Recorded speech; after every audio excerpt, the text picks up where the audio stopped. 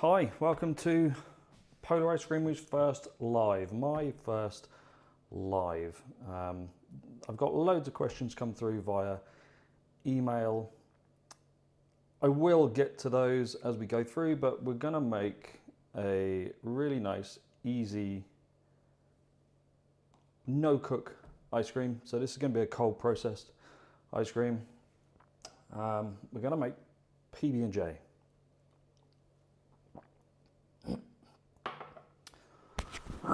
Excuse me. So before we do that, we'll just wait until the actual time comes along. But I will start with a couple of questions that came through via email, and we'll just answer questions as we go through, okay? So first question I'm going to answer is from Katie. How did you learn the science behind making ice cream, and are there books that you recommend? There are books that I recommend. You've got Jenny's, she's got 2 books or 3 books, I think. They're pretty good to start with. You've got Hello, My Name is Ice Cream. You've got The Perfect Scoop, which is over there. They're all good books to kind of get you started in making home ice cream. Hi, new viewers, welcome. Yeah, there's some good books out there to get you started. Obviously, I've got, I don't know, 150 videos on the channel now, so there's a lot of information, there's a lot of recipes there that you can just kind of cherry pick the information that you want. So yeah, we're gonna start with a no-cook ice cream base. I've got everything here that we need. We're gonna make peanut butter and jam. First live question, Maya, where can I find literature on ice cream stabilizers? Well, that's quite difficult, to be fair. There's not that much information on ice cream stabilizers. You kind of have to cherry pick scientific papers because that's really where the work is going into these kind of products. Most people or in recipe books don't give you the information on stabilizers because they believe that people don't want to use them. It's a really difficult subject to talk to people about because most people don't even understand what they are. And that's just because the way the internet and television have expressed that these things might be bad for you. Everything's bad for you. I mean, you know, if you're making ice cream, it's full of cream and sugar. They're bad for you. I really wouldn't worry so much about, you know, using guar gum, which is here, which is just the dried processed bean. It's no better or worse for you than the other ingredients, but we still all eat ice cream. We still all eat nice food. So that's kind of, you know, one really important thing. So yeah, if you want more information on stabilizers, I've got some videos. I'm going to keep doing videos on each stabilizer so I can let you know more about them as we go along. Now, before we get stuck in, Gary, hi Nick, thanks for doing a live show. Hi Gary, Gary's got a great channel. I'm going to fire the ice cream machine up. This needs to chill down ahead of time. All right, so this is now behind, just chilling down. We need it to come down to a pretty low temperature. And that's so that when we put our ice cream base in there, it freezes nice and fast. All right, so let's just get started. Yeah, why do I like ice cream? I mean, that's one question that came through from Ben. It's a long question, but it's an interesting one. There are plenty of experts in a vast array of subjects and topics. However, most experts do not take the time to slow down and teach others their craft. What is it about you versus so many other talented people that cause you to want to give others the knowledge you so obviously have fought to acquire? I started this channel because I love ice cream. I've loved ice cream since I was, as the old term in the UK goes, knee-high to a grasshopper. And I remember, you know, a single-digit child going out with my mum and we'd buy Haagen-Dazs from the local video store when we were renting a video. And it was at that point that I realized I wanted to learn how to make it. And over the years, I used every type of ice cream machine going. let's get some milk and cream out of the fridge. And at that point, you kind of realize that you naturally become relatively good at something. You do something enough, no matter what it is, you're gonna become good at it. So we're gonna go with 450 grams of 2% milk. And back in the UK, freezers are tiny. You know, they're really, really small. And in that part of my life, I wanted to learn more about the intrinsic parts of making ice cream, but couldn't fit the freezer bowls into the freezer. They were too big. We're going to go for 130 grams of sugar. So I learned about how commercial companies do it and what makes ice cream good. There's not a lot of information, but then we are going back a while. You know, I'm probably talking 25 years ago.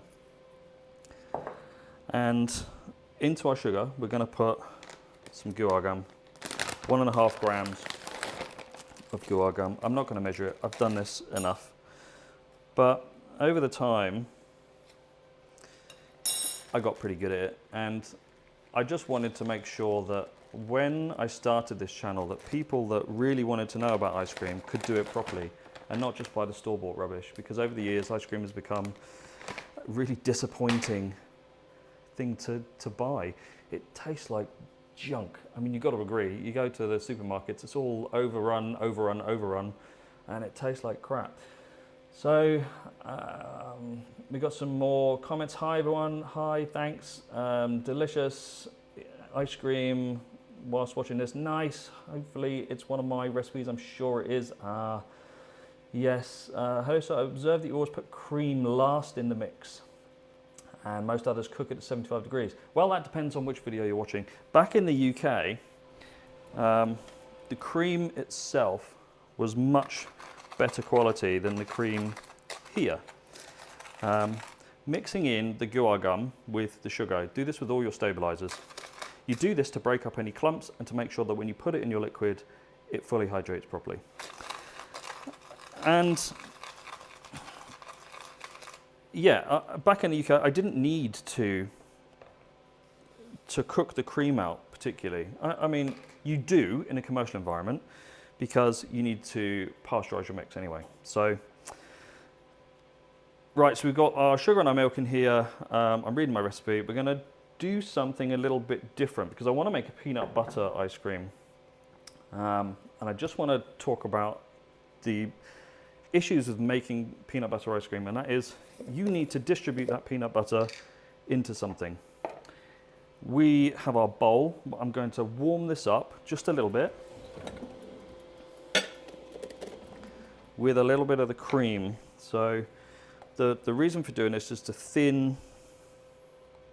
I'm going to just put, I don't know, we'll put 200 grams worth of cream in, so I now have another 250 grams of cream to go. We're going to warm the peanut butter up so that it incorporates easier into our liquid. There we go, straight away, first time, 1 gram off, can't beat that. Peanut butter. Are you a fan of peanut butter? Let me know. My wife doesn't like it, so in the microwave. 30 seconds. We're not cooking it, we're not superheating it, we're just adding a tiny bit of heat so that I can whisk it together and incorporate it into our milk and sugar mix. So yeah, I didn't need to cook the cream out that much back in the UK. Some recipes do really need that, you know, kind of chocolate recipes, depending on the chocolate that you're using, can benefit from that extra heat. But over here, I need to cook every base out, unless I'm doing a no-cook specifically. But no-cook bases can be quite greasy. And that's just a way that the dairy kind of acts over here. It's when you make ice cream that's too high of fat, it becomes greasy in your mouth, or on your teeth, on your spoon.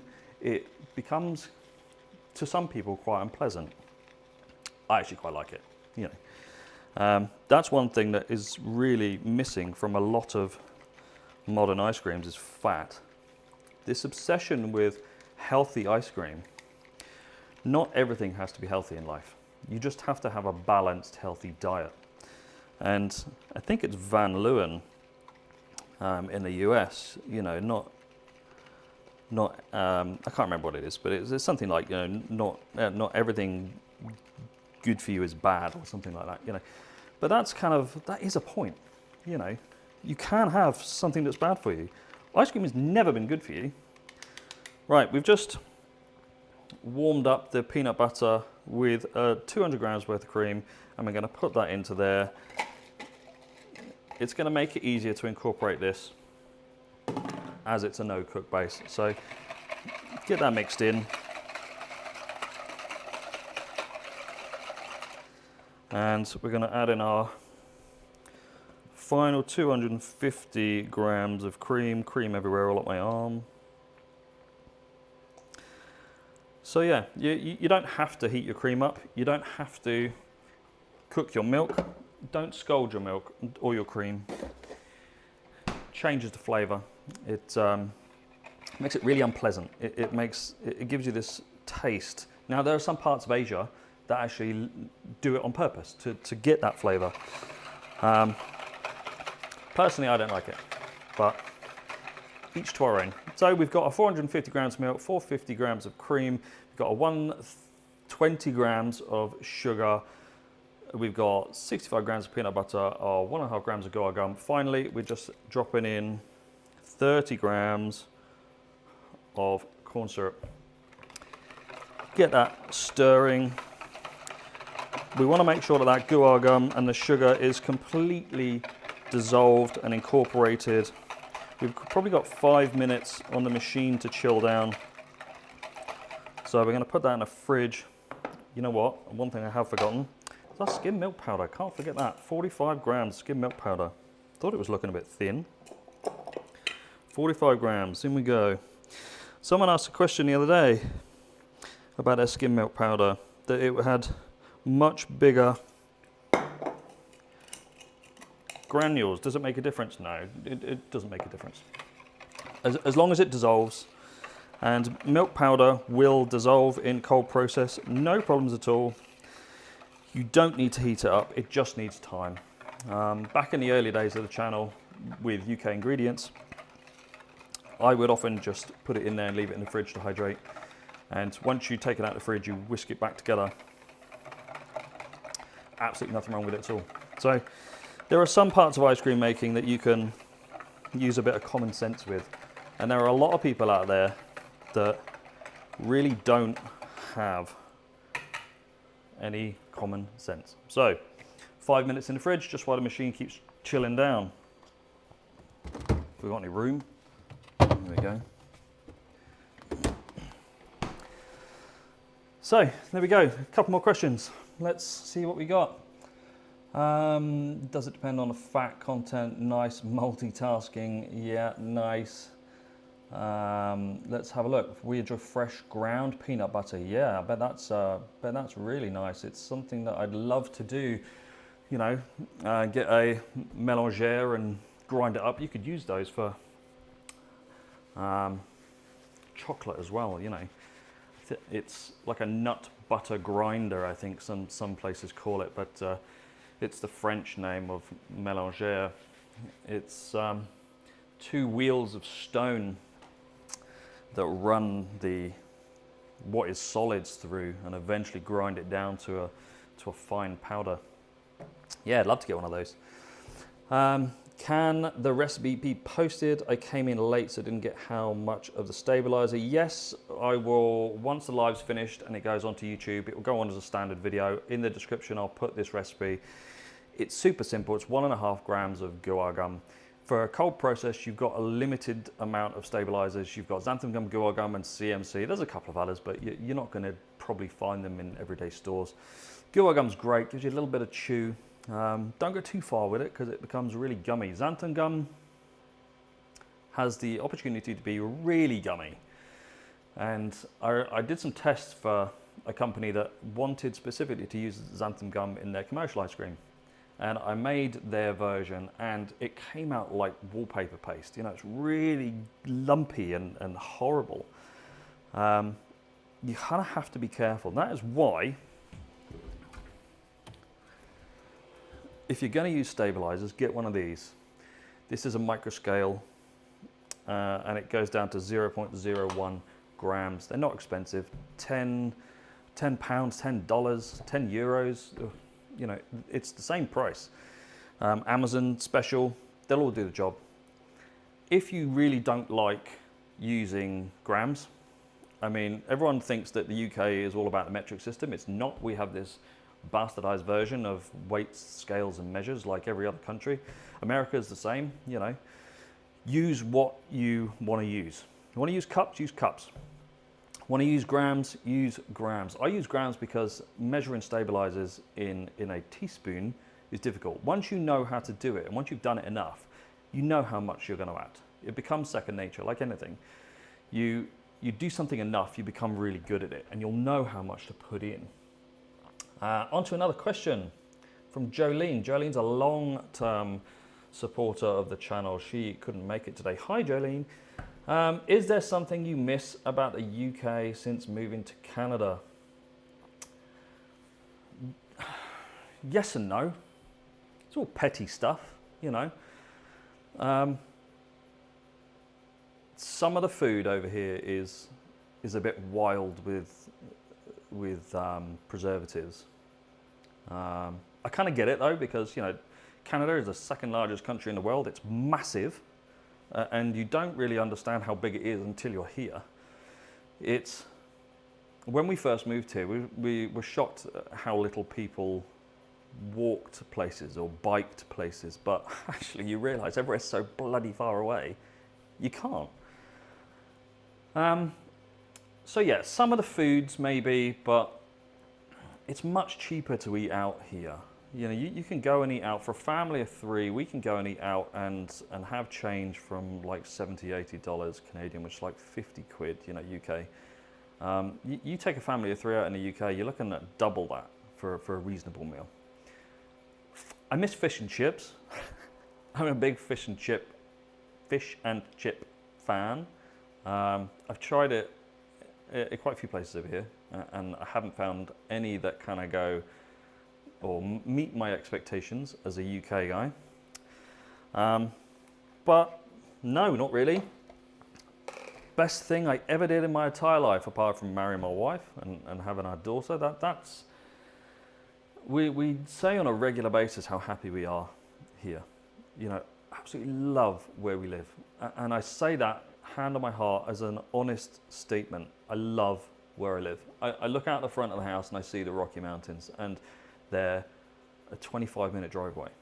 You know, that's how close we are. Yeah, you get the cold winters. This winter wasn't too bad. You know, we had I think a solid week of like -40 with centigrade, -40 centigrade, where with the wind chill it went down to -59, and that was cold.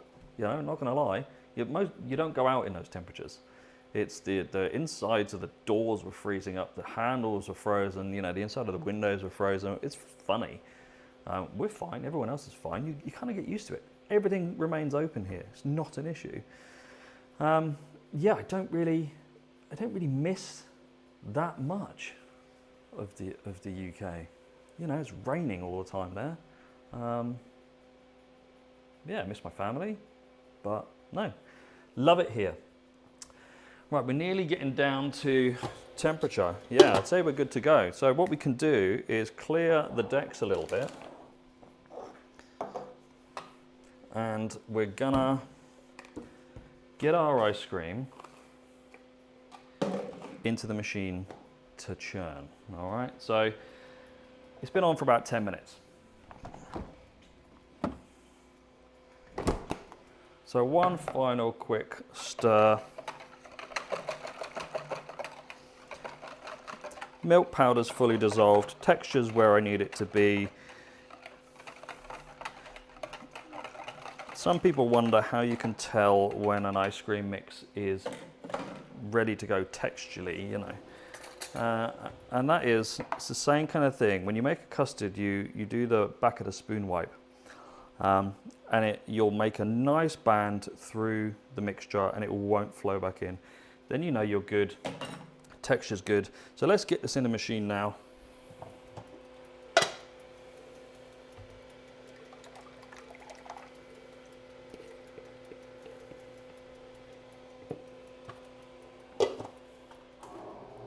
Right, there we go. Hopefully the noise of the machine isn't too bad. We've got time for some more questions. So, what have we got here? What's your top favorite recipe and what are you most excited to try next? My top favorite recipe. Ooh, that's a tough one. I really did like Salt and Straw's salted malted chocolate chip cookie dough. I did a video about it, and the store-bought one is excellent, and the video version, my version, is just as good. So that is a really one. And I did like, so many good ones. I did like Coffee Toffee Coffee. That was Ample Hills. Big coffee fan anyway, coffee ice cream specifically. Good coffee ice cream is really difficult to get hold of. It's mostly crap. I miss instant coffee back in the UK. There's a lot of good instant coffees. There's only one that I can find good instant coffee over here. The rest is rubbish. But their coffee, ground, beans, whole, whatever, is off the chart good. This is the same across most of North America. Two different styles of drinking coffee. You know, the UK, we predominantly do freeze-dried instant coffee. I don't know why. It's just how it's always been. Probably something to do with the war. You know, First, Second World War, supply and supply chain issues, something like that. But over here and in the US, it's all about the coffee beans and the, you know, pour over coffee. It's you've got some excellent coffee everywhere you go. You just got to find it, you know. But there are a lot of options for coffee beans here. So yeah. But Coffee Toffee Coffee was an excellent flavor. It had this strong coffee base, creamy base, and it had toffee is a kind of generic term, isn't it? It's a term used for cooking down sugars to create something different.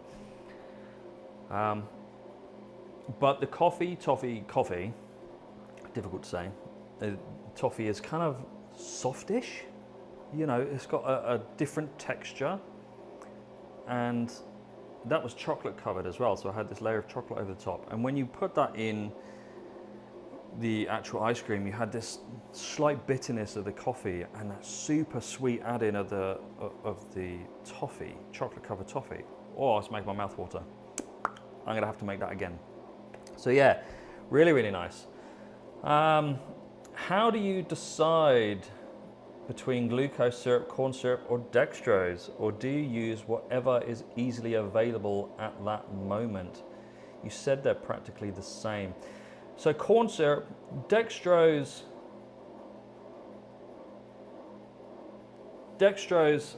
and glucose are, for all intents and purposes, the same. You know, there's water in a liquid glucose than there's much less water in powdered. But they will do pretty much the same thing. Glucose, you have your dextrose equivalent variations, so glucose liquid, glucose syrup, and they will have a different effect on your ice cream. Now, which one you use will depend on what ice cream you're making. So if you're making like a chocolate ice cream, which historically can go hard because of the increased fat content, and there's a lot more solids in chocolate ice cream as well. You've got your milk powder solids plus your cocoa, which is, you know, 20 to 21% fat if that's what you're using, or 10 to 12. I normally use 20% plus fat cocoa powder. It's personal preference. So you could use a stronger glucose syrup if that's what you wanted to use in that. But corn syrup,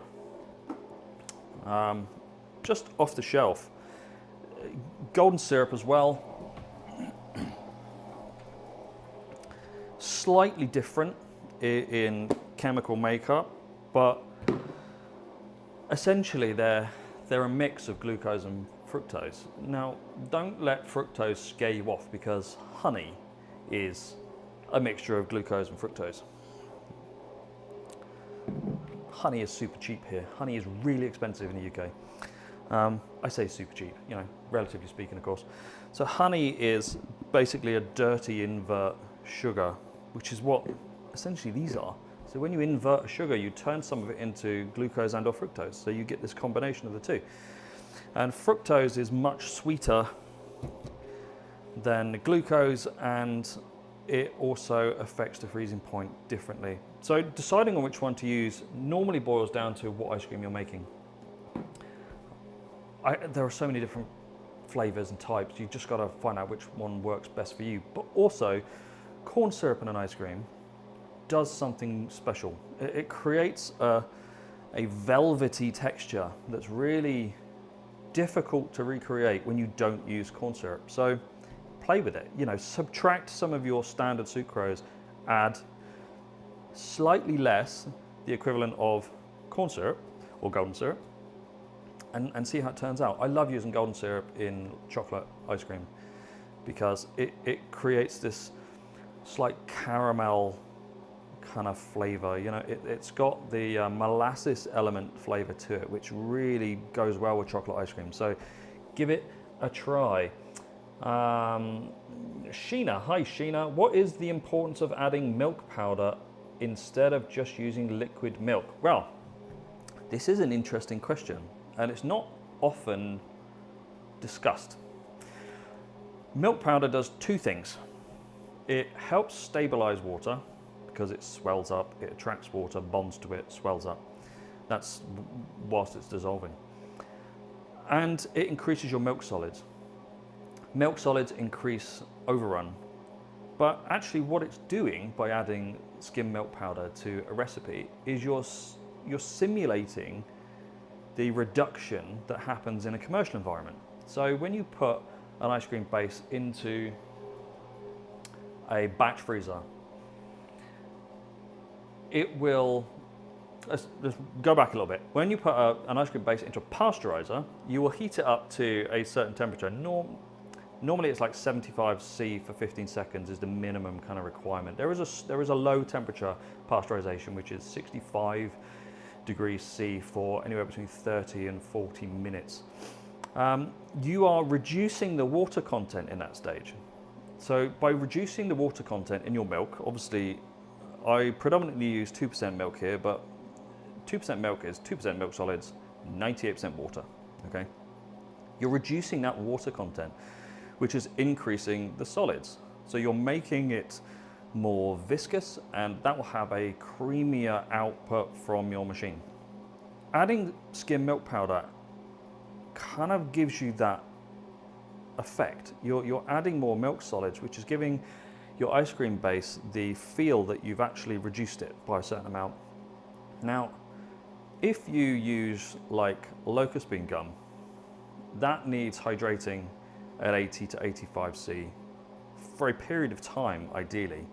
You can hydrate it, you know, within a minute or two. It will work. But for full hydration in locust bean gum, you really want 80 to 85 C for about 30 minutes. And in that 30-minute period, you're reducing Big Spud. Hi, Gary. Gary, Big Spud has got a great channel. Big Spud, that's the name. He does lots of different cooking videos and reviews. Nice guy too, so head over and check out his channel. Yeah, so you're simulating the reduction of water from your mix, and you can create something much quicker. And that's the importance of thinking about ice cream in a more generalized term. It is essentially just water, fat, and sugar. That's pretty much what it is. And whether you're adding egg yolks or not, egg yolks are just fat and an emulsifier. Consider egg yolks an emulsifier before fat, because there's so little fat in them. But you add those ingredients together. If you were just to make ice cream with milk, cream, and sugar, you whisk it up together, you could churn that, no problems. Would it be the best ice cream in the world? Absolutely not. But would it get you a bowl of ice cream? Yeah, of course it would. Quickly check, it's starting to thicken up now, so we've probably got about 7 or 8 minutes, so lots of questions that we can get through. Milk powder, skim milk powder is really, really important. That's the easiest way to take your home ice cream from distinctly average, and in most cases, really bad, to really good. One ingredient inclusion, and it's a relatively cheap material to buy, cheaper in the UK, but you can buy it in massive bags over here, which I love. Add that, and you're kind of good to go. It will make a distinct difference. It will make your ice cream much creamier. All right. Riffs by Chris. Hey buddy. So glad to see you go live. Absolutely admire your knowledge. Just comes with time. Do something for long enough, you'll get good at it. I'm not going to say I didn't take advice from other people. I absolutely did. It's you got to. Part of life, when you get to my age, you've got to learn that you don't know everything, and someone else has got a bit of knowledge that you would benefit from. So ask people. Don't be afraid of asking questions, And ice cream is a popular thing.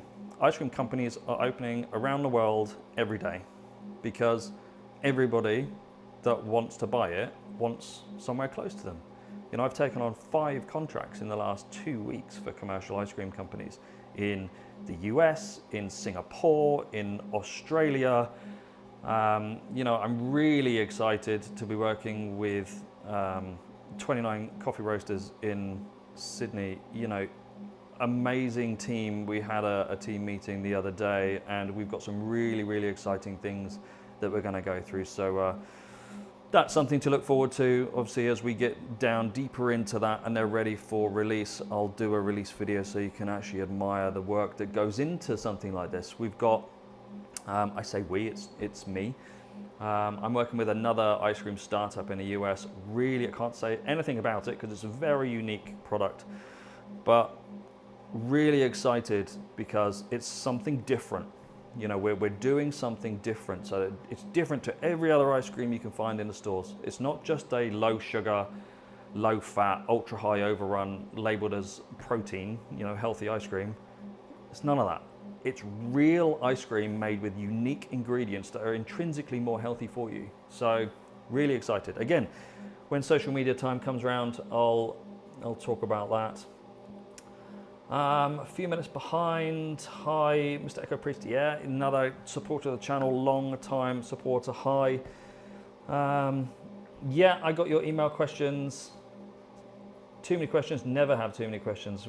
What are some of the flavors you developed? I mean, the list is kind of endless. When you think about ice cream flavors, you have to think a bit outside the box because everybody does the same kind of thing. Here's a little tip for you, okay? If you're getting close to the end of your churn, if you have a machine that you can do this with, then you can stop the churn for 4 or 5 seconds and then fire it back up. And what that does, you do that 4, 5, 6 times. What that does is that allows the outer edge of your ice cream bowl to freeze slightly harder, and that rapidly incorporates it into the mix, brings the temperature down much quicker. Okay, I don't recommend it on cheaper machines because they just won't cope with it. And as an ice cream machine is churning, there's a lot of strain on the motor. On the cheap ice cream machines, the motors can't deal with that strain. All right, so you start putting inclusions, big add-ins into those cheap machines, you're gonna break your machine. You're gonna burn your motor out. So if you've got a standard home ice cream machine, I recommend you dish up your ice cream into your container, add your inclusions, your add-ins, and stir them in with a spoon. Just fold them in. It's the best and easiest way. If you've got a stronger machine, you can pretty much add anything into these. They don't recommend you do it, but it's fine. I've been doing it for years. The bigger machine, the 5030, that's even stronger. The Nemox machines, beautiful machines to use. They'll well, actually they have a slightly more delicate dasher than Nemox machines, but the dasher is much better. The dasher design is much better on those excuse me, those than on the Muso machines. The Muso machines dashers, have this gap around the edge. It's tiny, but there is definitely a gap. And on commercial machines, or on batch freezers, in a horizontal batch freezer, and the term horizontal and vertical batch freezers is just how the drum is located, okay? In those, the dashers have paddles that push up against the side of the drum. So as the ice cream is churning, those paddles, which are softer material, scrape the side of the drum and take all that frozen product off. And that's one of the ways that they churn much, much faster. The fact that the compressors in batch freezers are, 5 or 6 times as strong as these ones makes a big difference. Some more questions. Yeah, what are some ice cream recipes that I've developed? You have to think outside the box because, everyone does a chocolate with something added into it. Everyone does a vanilla with something added into it. Ben & Jerry's are terrible for it. That is pretty much what they have. They have vanilla with a shit ton of add-ins, and chocolate with equally shit ton of add-ins. I love add-ins in ice cream. I'm an add-ins guy, but you can't just have those two. You've got to think about different ways to flavor ice cream. You can use anything to flavor ice cream, from olive oil to Monin syrups. I mean, I've got loads of these. I do a lot of Monin syrup recipes for various people. The Irish cream doesn't taste anything like Irish cream. If you want to make Irish cream ice cream, use an Irish cream. And as it turns out, most of it tastes the same. Bailey's, which is like the OG of Irish liqueur, Irish cream liqueurs, over here is like twice the price of all the others. We've tried all the others, and bar one, they all taste the same. So experiment with things. If you go to a store and you see a cookie in a flavor that you like, turn it into ice cream, whatever that flavor is. If it's oat cookie with, we're nearly there, oat cookie with chocolate chips and, I don't know, whatever, salt, some kind of magic salt, then just make it. I did an ice cream in a Facebook group years ago. I don't frequent Facebook groups anymore. That is a question from somebody else. Steve, do you go on Facebook ice cream groups? No, I used to. Why don't I anymore? Because there are some people, how do I put this politely? I'm not known for being the politest person in the world. Facebook groups can, not just ice cream groups, all Facebook groups can have some of the rudest people on the planet frequent. Internet trolls, just people that hide behind a computer because they just don't have the guts to say something to your face. But also what happens is people will always talk down to you and always consider themselves better than you. And nobody needs that in this world.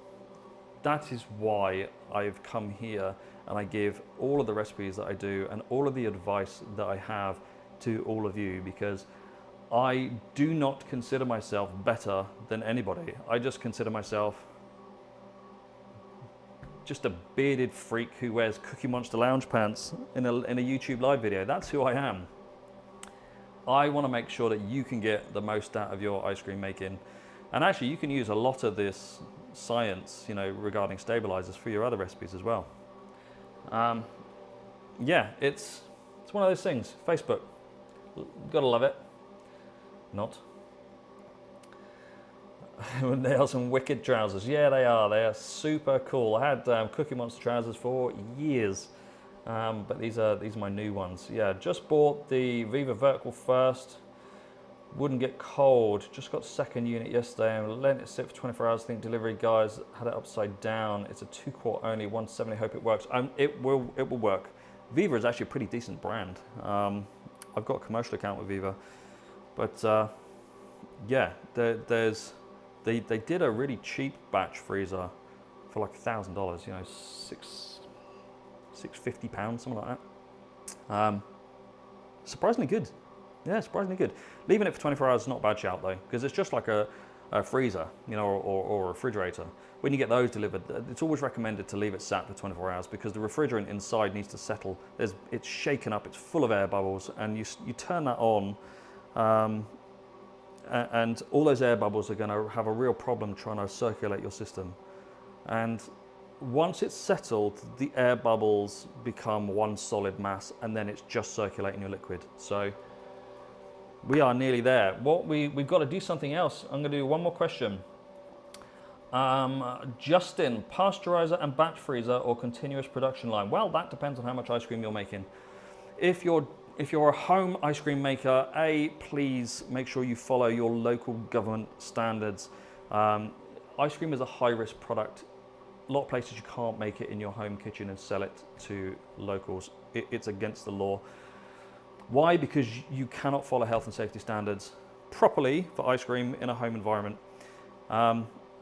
So, you know, in that kind of way, a small batch freezer is fine. The Viva, you know, 2 to 3 quart machine would be perfect for something like that. If you're scaling up and you've got a small commercial kitchen that you rent, you can then start looking at, you know, a benchtop Emery Thompson. They're really good. They're bulletproof. Those things will just go for weeks. You know, high quality machines too. But the moment you get into making, you know, a 1,000-litre batch, you really need to. There's no other way apart from continuous production. And there's an ice cream shop in Calgary. Best commercial ice cream scoop shop I've had in the world, made by Marcus. I say this a lot. I mean, maybe not a lot, but it is. If you ever find yourself in Calgary, made by Marcus, I promise you, you know, until I open up my scoop shop over here, wink, it's the best ice cream you're going to buy. But until you get to that point where you're making so much for 2 or 3 shops, ice cream scoop shops, I think he's got 6 now actually, then you don't need to go past the standard batch freezer. All right, batch freezer, blast chiller, and standard freezer, you're good to go. You know what would go with those trousers? A Feast t-shirt. Yeah, I would. Have you ever considered making a survey of your viewers regarding what ice cream machine they use? No, that's a good point actually. It's not something I have done before, but I will take that and I'll probably do that. Yeah, it'd be interesting to know. We can actually do a video about it. Have you ever developed a soda flavored ice cream? How would you go about it? Yes, Dr. Pepper ice cream. I will do a video about it because I'm running out of time now. It's not as difficult as you think because soda is flavored water. What do we have here? We've got some Saskatoon berry jam. If you don't know what Saskatoon berry is, Saskatoon berry is, it comes from Saskatoon. They grow in other parts of Canada as well. It's kind of like a blueberry.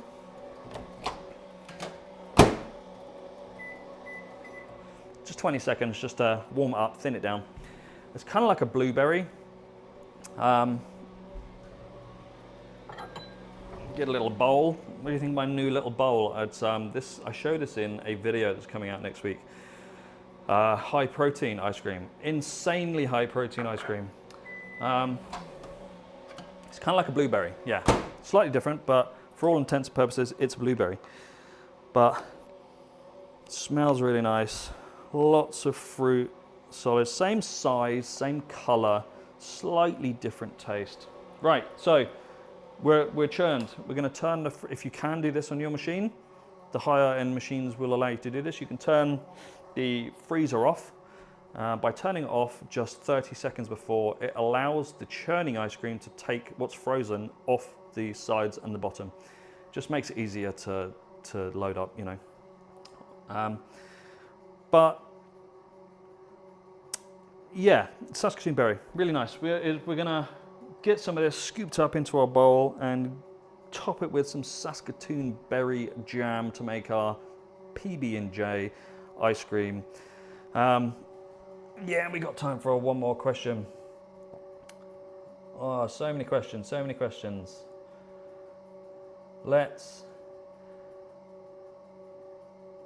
The amount of time and financial cost to you that goes into a weekly video must be a heavy lift. What drives you, or for what reason do you so generously teach others, most of whom you will never meet? Why not? It's it's one of those things. You don't need something for everything. You can just enjoy life, whatever it's doing. And where's my spoon?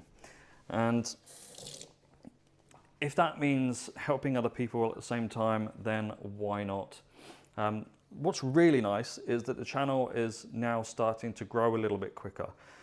And that means that Google is paying, paying me about 70 to 85 pounds a month to share my knowledge with you, which is amazing. But that also means that I can now buy things to help you make better ice cream.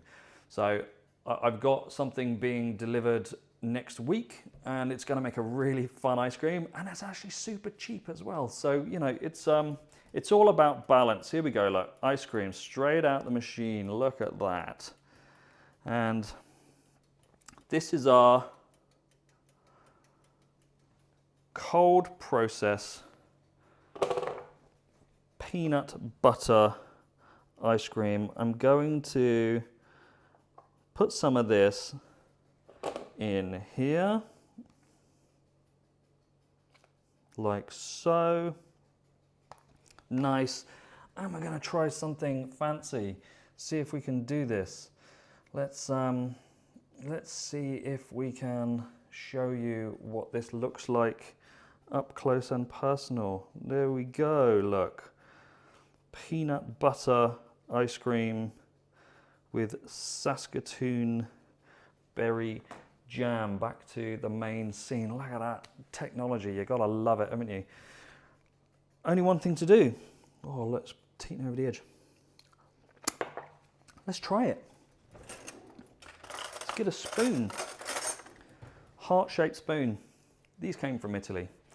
My wife and I went to Italy on our honeymoon, our first honeymoon. It was our first honeymoon. Makes it sound like we're posh. We're not. We're the least posh people you'll ever know. When we got married, just after is when COVID started. So we managed to get away, and we went to Italy, and these wonderful heart-shaped spoons were there. So here we go. We're going to try our cold processed peanut butter ice cream with Saskatoon berry jam.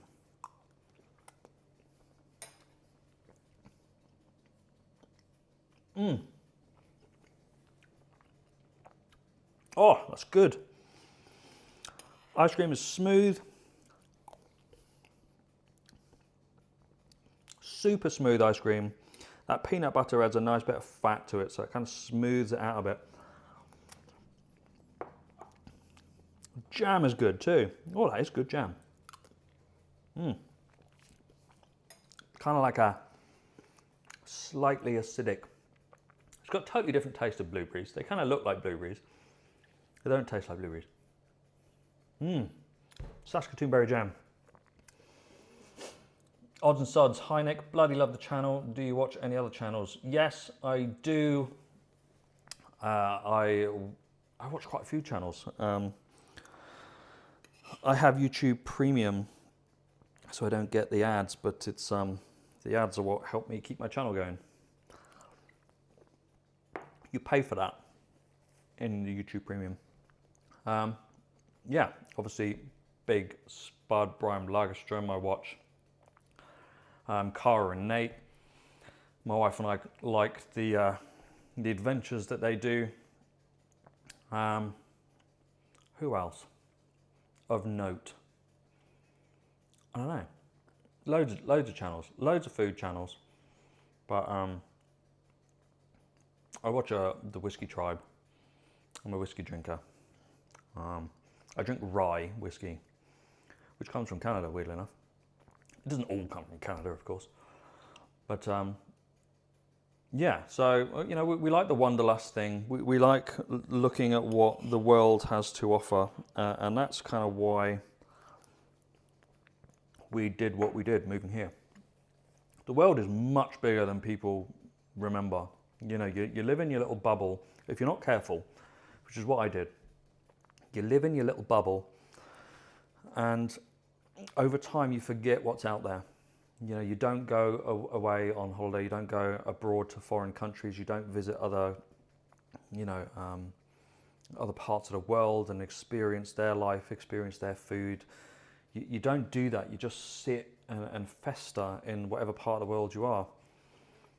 And it's good to get out. It's good to visit other places.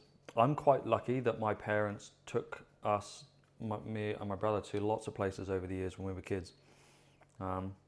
As much as they could afford, we went to places. You know, we did coach holidays. It's not all about jumping on a plane. You know, we used to sit on coaches for hours and hours and hours on end.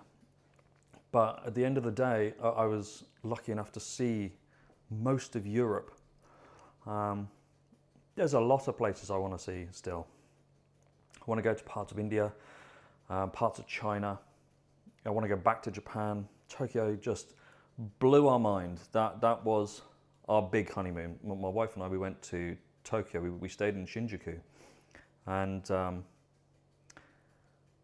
it blew our minds how good nice it is. The people are so nice. It's super clean. Everyone's incredibly friendly. It's you know, an overload on the senses, but you know, it's a must. If you can, go to Japan. We want to go back. And then the Philippines, we went to the Philippines. We went to Boracay after it was turned away from being a party island. Boracay used to be a party island. Ice cream's melting. And that's not really my bag. Bit old for that shit. But they stopped that and turned it into this ultra nice luxury island, and we spent 10 days in Boracay. Bloody hot, you know, really, really hot, but it's crystal clear water, super friendly people, some very questionable food, but very tasty all the same. So get out and see what's around. Even if you don't go abroad, even if you don't go to a different country, get out of your chair, get out of your kitchen, and go and see what the world has to offer. Even if it's just half an hour down the road, there's a lot of things to see. So here we go. Well, congratulations spitting out my food. Congratulations on your successful first interactive session. I hope you do it again. Thank you. I love Italy. Best quality food for the people to buy. Yeah, Italy's great. Some friends have just gone over to Italy. Have you ever considered? Yes, I'm going to do that. But hey, thanks for coming on to my first live. We made a really nice, simple peanut butter, no cook base. Heating that peanut butter up with the cream just helps it distribute in your ice cream nicely. The jam on top, it's super easy. It's a classic combo. Hopefully this kind of gave you an indication of how easy it is to make good ice cream. Doesn't need to be complicated. I will do lives again, absolutely.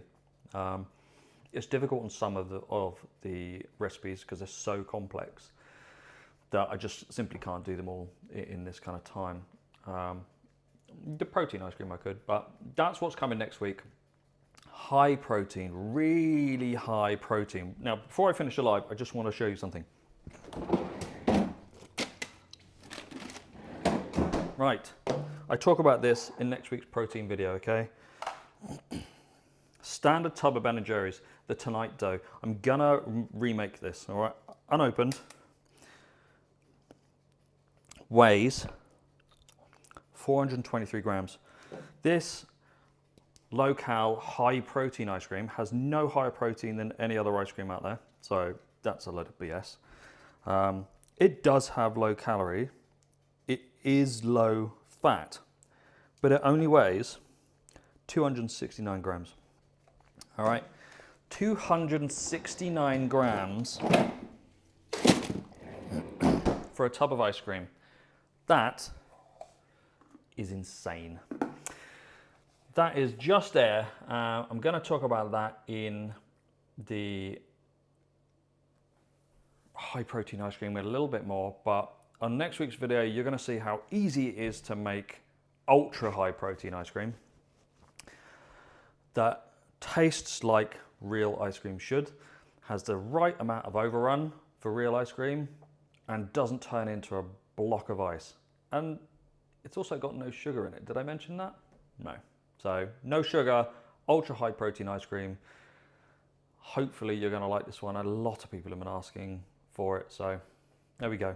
Anyway, I'm going to end it here. I'm going to dish this stuff up into here and get it in the freezer. My daughter can have some when she comes home. Thanks everyone for coming over and checking out my first live.